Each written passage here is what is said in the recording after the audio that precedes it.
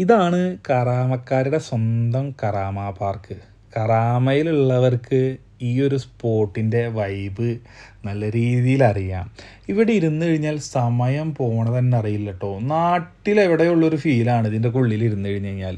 പ്രത്യേകിച്ച് ആ ചെറിയ രീതിയിലുള്ള ആ ഒരു ക്രിക്കറ്റ് കളിയിലും ഫുട്ബോൾ കളിയിലും അങ്ങനെ ഗെയിംസ് ആയിട്ടുള്ള ഒരു കൂട്ടം ആൾക്കാർ അവിടെ വീക്കെൻഡൊക്കെ ആയി കഴിഞ്ഞ് കഴിഞ്ഞാൽ പാട്ടും ഡാൻസും ലഹളൊക്കെ ഇപ്പുറത്തൊരു സൈഡിൽ. അതേപോലെ തന്നെ ആഘോഷങ്ങളുണ്ടെങ്കിൽ പെരുന്നാളോ ഓണോ ക്രിസ്മസോ അതിനൊക്കെ അതിൻ്റേതായിട്ടുള്ള വേറെ വൈബ് പരിപാടികൾ.